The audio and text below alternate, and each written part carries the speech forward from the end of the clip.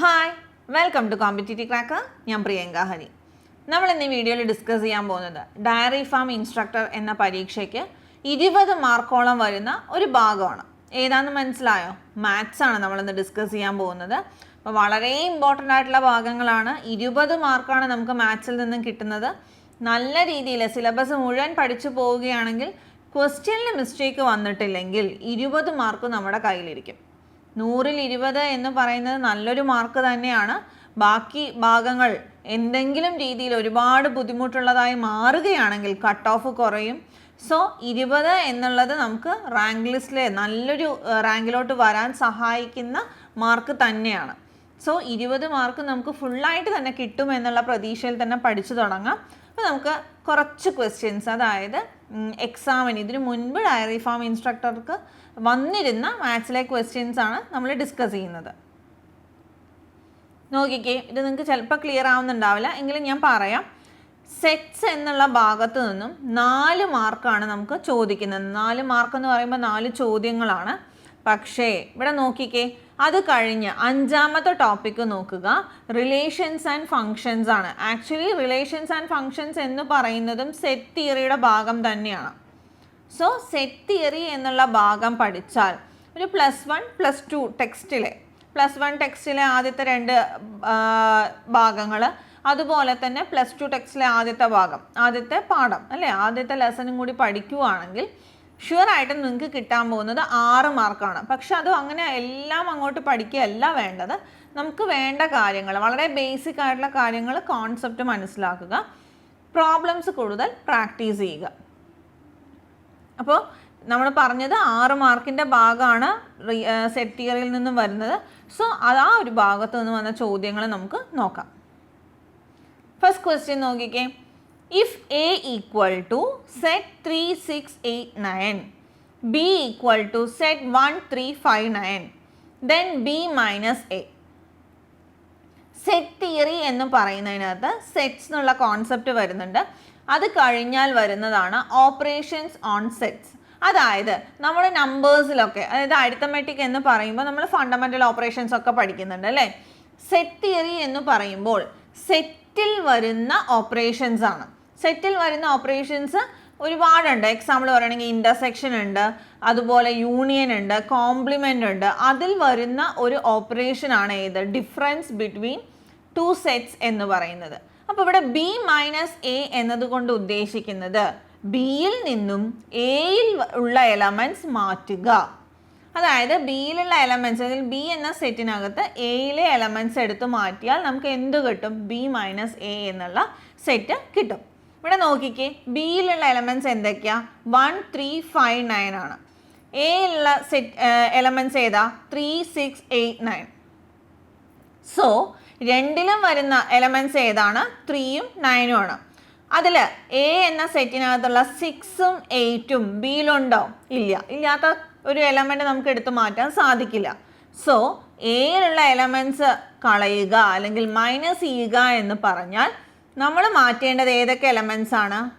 Element 3 and element 9. Okay. So നമ്മുടെ answer എന്ത് വരും?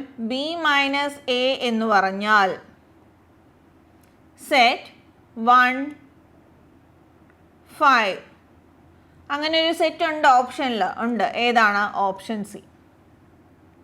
ക്ലിയർ ആയോ? ഇനി തിരിച്ചായിരുന്നെങ്കിലോ, A മൈനസ് B ആണ് ചെയ്യേണ്ടിയിരുന്നെങ്കിൽ എയിൽ നിന്നും ബിയിലെ എലമെൻറ്റ്സ് മാറ്റുക. സോ അവിടെയും 3ഉം 9ഉം തന്നെയാണ് മാറ്റുക. പക്ഷെ ആൻസർ എന്താ വരിക? സെറ്റ് 6, 8 എന്ന് വരും. ക്ലിയർ ആയില്ലേ? വളരെ ബേസിക് ആയിട്ടുള്ള ഒരു ക്വസ്റ്റ്യൻ ആണ്, പക്ഷെ എളുപ്പത്തിൽ തന്നെ ചെയ്യാൻ പറ്റും. അപ്പം B മൈനസ് എയുടെ ആൻസർ കിട്ടി. അടുത്ത ചോദ്യത്തിലേക്ക് പോവാം. ക്വസ്റ്റ്യൻ നോക്കിക്കേ. 2 finite sets have m and n elements. The total number of subsets of the first set is 48 more than the total number of subsets of second set. The values of m and n are. നമുക്കിത് അറിയേണ്ട ഒരു formula ഉണ്ട്. എന്താണ്? ഒരു സെറ്റിനകത്ത്, അതായത് n of a, number of elements in a set equal to n, then power set of n contains, അല്ലെങ്കിൽ power set എന്ന് പറഞ്ഞാൽ number of സബ്സെറ്റ്സ് അല്ലെങ്കിൽ പവർ സെറ്റ് എന്ന് പറഞ്ഞാൽ എന്താണ്? സബ്സെറ്റുകളെല്ലാം അടങ്ങുന്ന സെറ്റിനെയാണ് പവർ സെറ്റ് എന്ന് പറയുന്നത്.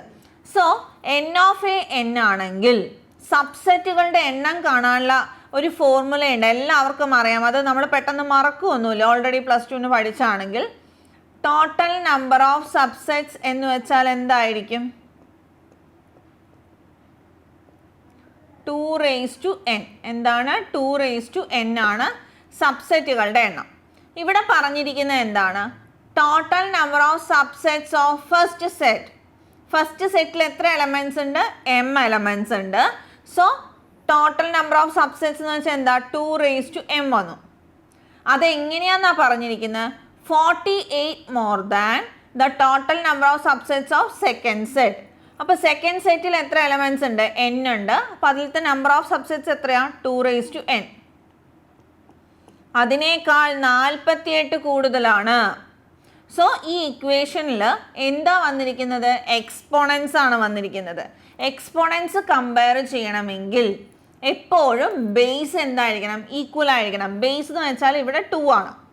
ബേസ് വാല്യൂ ഈക്വൽ ആണെങ്കിൽ മാത്രമേ നമുക്ക് എക്സ്പോണൻസിൽ എന്തെങ്കിലും രീതിയിലുള്ള ഓപ്പറേഷൻ ചെയ്യാനോ കമ്പയർ ചെയ്യാനോ ഒക്കെ സാധിക്കുകയുള്ളൂ.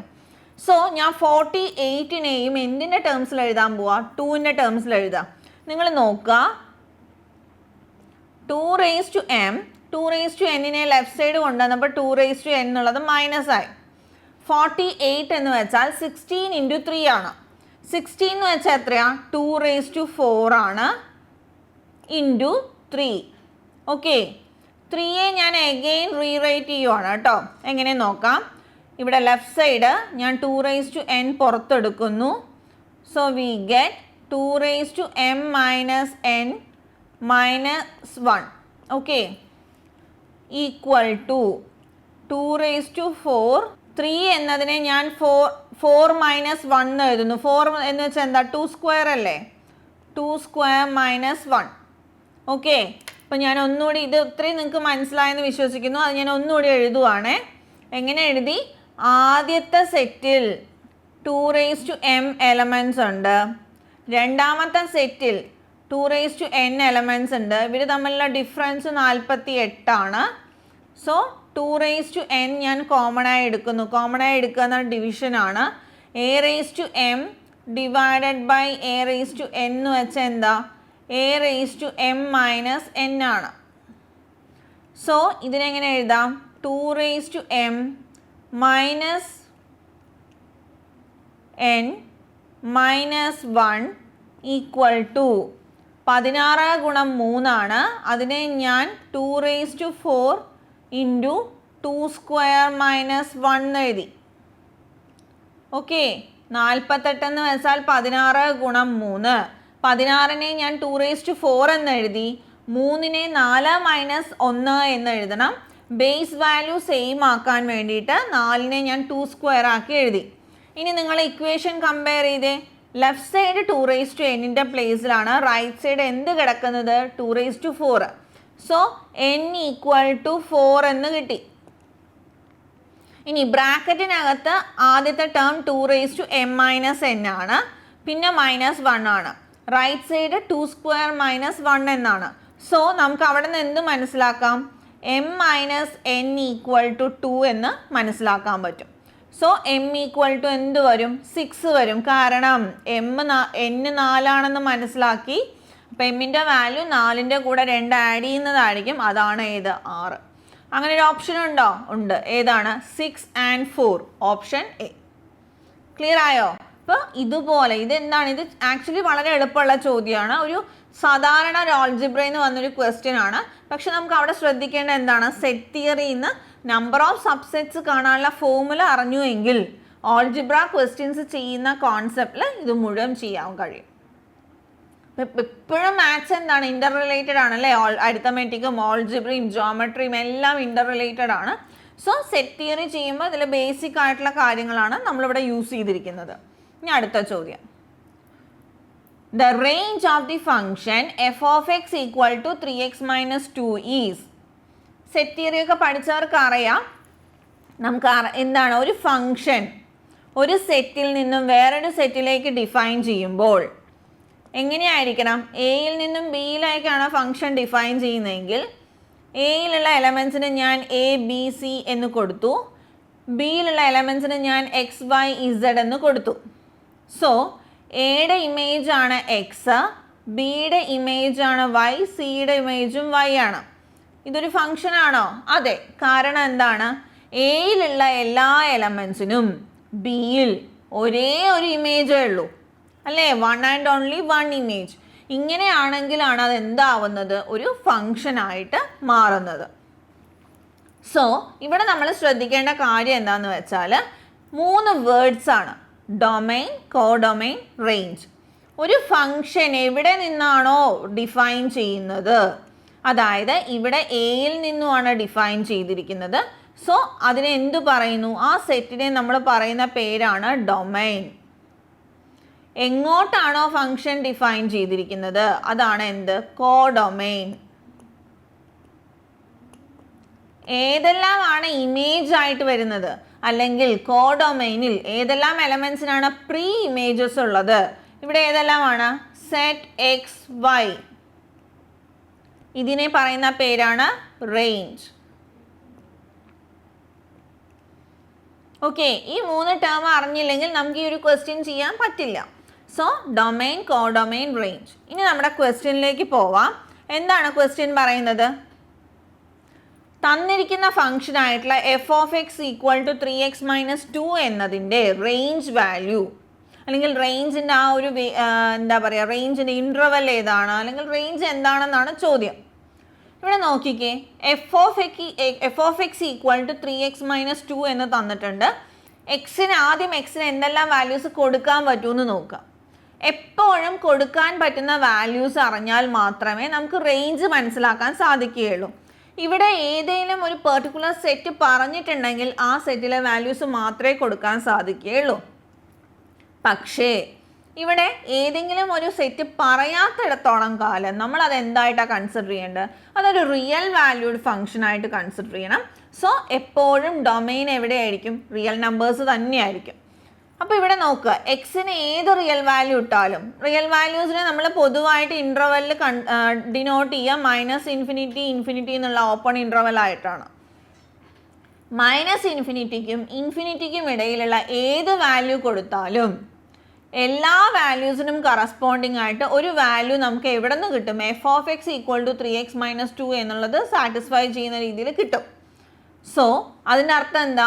റിയൽ നമ്പേഴ്സിൽ ഇതാണ് റിയൽ ലൈൻ. ഇവിടെയുള്ള ഏത് വാല്യൂ എക്സിന് ഇട്ട് കൊടുത്താലും അതിന് കറസ്പോണ്ടിങ് ആയിട്ട് എഫ് ഓഫ് എക്സ് കിട്ടും. അപ്പോൾ കിട്ടുന്നത് എന്ത് തന്നെയാണ്? എഗെയിൻ ഒരു റിയൽ ലൈൻ തന്നെയല്ലേ? റിയൽ ലൈനിനെ നമ്മൾ എങ്ങനെയാണ് ഡിനോട്ട് ചെയ്യുക? -∞ to infinity. So answer is option A. ഇതുപോലത്തെ ഒരു ലീനിയർ ഫംഗ്ഷൻ വരുമ്പോൾ ഓൾമോസ്റ്റ് എല്ലായ്പ്പോഴും ഡൊമൈനും റേഞ്ചും കോഡൊമൈനും ഒക്കെ എന്ത് തന്നെയായിരിക്കും? റിയൽ നമ്പേഴ്സ് ആയിരിക്കും. റാഷണൽ ഫംഗ്ഷൻ അതുപോലെ സ്ക്വയർ റൂട്ടിനകത്തൊക്കെ വരുമ്പോൾ മാത്രമാണ് നമ്മൾ ഡൊമൈനെ കുറിച്ചും റേഞ്ചിനെ കുറിച്ചും ഒന്നുകൂടി ശ്രദ്ധിക്കേണ്ടത്. കാരണം സപ്പോസ് ഇവിടെ നോക്കിക്കേ, F of X equal to x² by x-2 എന്നാണ് ഫംഗ്ഷൻ എന്ന് കരുതുക. ഇവിടെ x-2 ആണ് ഡിനോമിനേറ്റർ. എക്സിന് 2 കൊടുക്കുമ്പോൾ ഡിനോമിനേറ്റർ 0 ആയിട്ട് വരും. അങ്ങനെയാണെങ്കിൽ എഫ് ഓഫ് എക്സ് ഡിഫൈൻഡ് ആണോ? അല്ല. സോ ഇത്തരം കണ്ടീഷൻ വരുമ്പോൾ ഫംഗ്ഷൻ ഡിഫൈൻ ആവാത്ത പോയിന്റ്സിനെ എപ്പോഴും എക്സ്ക്ലൂഡ് ചെയ്യണം. അങ്ങനെയുള്ള വാല്യൂസിന് കറസ്പോണ്ടിങ് ആയിട്ട് എന്ത് വരും എന്നുള്ളത് കണ്ടുപിടിച്ചാലേ അവിടെ റേഞ്ച് വരുന്നുള്ളൂ. അപ്പോൾ അതുകൊണ്ട് ഇത്തരം ക്വസ്റ്റ്യൻ വരുമ്പോൾ ശ്രദ്ധിക്കേണ്ട കാര്യം ഇതാണ്. ലീനിയർ ഫംഗ്ഷൻ ആണെങ്കിൽ ഓൾമോസ്റ്റ് റിയൽ നമ്പേഴ്സ് തന്നെയായിരിക്കും വരിക. അല്ല വേറെ ഏതെങ്കിലും രീതിയിൽ ഫംഗ്ഷൻ തരുവാണെങ്കിൽ എന്തെങ്കിലും റെസ്ട്രിക്ഷൻ അവിടെ ഉണ്ടോ എന്നുള്ളത് നമ്മൾ ശ്രദ്ധിക്കണം. അപ്പോൾ ഇത്തരം ചോദ്യങ്ങൾ വളരെ എളുപ്പത്തിലുള്ളതും ഇത്തിരി ചിന്തിക്കേണ്ടതുമായിട്ടുള്ള ചോദ്യങ്ങളാണ് സെറ്റ് തിയറി എന്ന ഭാഗത്ത് നിന്ന് നമുക്ക് ചോദിക്കുന്നത്. അപ്പോൾ ആ ഒരു രീതിയിൽ തന്നെ പ്രാക്ടീസ് ചെയ്യാൻ ശ്രദ്ധിക്കുക. ഇത്തരം ക്വസ്റ്റ്യൻസ് എങ്ങനെ പഠിക്കും? അല്ലെങ്കിൽ വളരെ കുറച്ച് ദിവസം മാത്രമുള്ള ഒരു എക്സാം ആണ് അല്ലേ? അപ്ലൈ ചെയ്തതൊക്കെ ചിലപ്പോൾ വെറുതെ സാധാരണ രീതിയിൽ പ്രൊഫൈലിൽ കയറുന്നു, അപ്ലൈ നോ എന്നുള്ളത് കാണുന്നു, നമ്മൾ അപ്ലൈ ചെയ്യുന്നു. പക്ഷെ കൺഫർമേഷൻ കൊടുത്ത് എക്സാം ഡേറ്റ് ഒക്കെ വരുമ്പോഴാണ് നമുക്ക് അറിയാം എന്താണ്. നമുക്ക് നോക്കുമ്പോൾ സാധാരണ ഒരു PSC നടത്തുന്ന എക്സാമിനെ പോലെ അല്ല. അവിടെ കുറച്ച് കണ്ടീഷൻ വെച്ച് വരുന്ന എക്സാമുകളിൽ എപ്പോഴും എന്താണ് അപ്ലിക്കൻസിൻ്റെ എണ്ണം കമ്പാരിറ്റീവ്ലി കുറവായിരിക്കും. നല്ല രീതിയിൽ പഠിക്കുകയാണെങ്കിൽ നമുക്ക് നല്ലൊരു റാങ്കിലോട്ട് വരാൻ സാധിക്കും. So team competitive cracker dairy farm instructor എന്നുള്ള പോസ്റ്റിലേക്ക് മാത്രമായിട്ട് ഒരു കോഴ്സ് സ്റ്റാർട്ട് ചെയ്തിരിക്കുകയാണ്. പ്രത്യേകത ഇത്രയേ ഉള്ളൂ. എന്തൊക്കെയാണ് നോക്കിയാൽ നിങ്ങൾക്ക് മനസ്സിലാവും. നമ്മൾ സിലബസ് മൊത്തം കവർ ചെയ്യുന്നത് നിങ്ങൾക്ക് എല്ലാവർക്കും കിട്ടുന്ന ഒരു ഭാഗമാണ് എന്ത്, ഫിസിക്സ് കിട്ടാം. ഫിസിക്സ് അറിയുന്നവർക്ക് മാത്സ് ചെയ്യാൻ പറ്റും, കെമിസ്ട്രി അറിയാം, ബയോളജി കുറച്ച് പേർക്കെങ്കിലും പഠിച്ചെടുക്കാൻ പറ്റും, അങ്ങനെയൊക്കെ ചെയ്തു പോവാം. മാത്സും കുഴപ്പമില്ല എന്നൊക്കെ വിചാരിക്കാം. പക്ഷേ ഡയറി ഫാം റിലേറ്റഡ് ആയിട്ടുള്ള ക്വസ്റ്റ്യൻസ് വരുമ്പോൾ നമുക്ക് എന്തായാലും ഒരാളുടെ ഹെൽപ്പ് വേണം അല്ലേ. 5 ടോപ്പിക്കും അറിയുന്ന ഒരാൾ വളരെ കുറവായിരിക്കും. അപ്പം നിങ്ങൾ കോമ്പറ്റ് ചെയ്യാൻ പോകുന്നത് നിങ്ങളുടെ തന്നെ ലെവലിലുള്ള കുട്ടികളോടാണ്. അപ്പോൾ അവിടെ എപ്പോഴും നിങ്ങൾക്ക് എന്തായിരിക്കും, ആ ഒരു കോമ്പറ്റീഷൻ എന്ന് പറയുന്നത് ഇത്തിരി കടുപ്പുള്ളത് തന്നെ ആയിരിക്കും. സോ ഈ വരുന്ന സമയം ഡിസംബറിലാണ് എക്സാം ഡിക്ലെയർ ചെയ്തിരിക്കുന്നത്. ഇപ്പോഴും നിങ്ങൾക്ക് 2 മാസത്തോളം സമയമുണ്ട്. അപ്പം നല്ല രീതിയിൽ വിനിയോഗിക്കുകയാണെങ്കിൽ നല്ലൊരു റാങ്കിലോട്ട് എത്തിപ്പെടാൻ നിങ്ങൾക്ക് സാധിക്കും. സോ കൂടുതൽ കാര്യങ്ങൾക്ക് ഈ കാണുന്ന നമ്പറിൽ കോൺടാക്റ്റ് ചെയ്യുക. ഇന്ന് തന്നെ പഠിച്ചു തുടങ്ങുക. സിസ്റ്റമാറ്റിക്കായിട്ട് പഠിച്ചാൽ ഈ 2020 ഇനി വരുന്ന 2024 നിങ്ങൾക്ക് നല്ലൊരു ഗവൺമെൻറ് ജോലിയാണ് നിങ്ങളെ കാത്തിരിക്കുന്നത്. സോ എല്ലാവർക്കും ആശംസകൾ.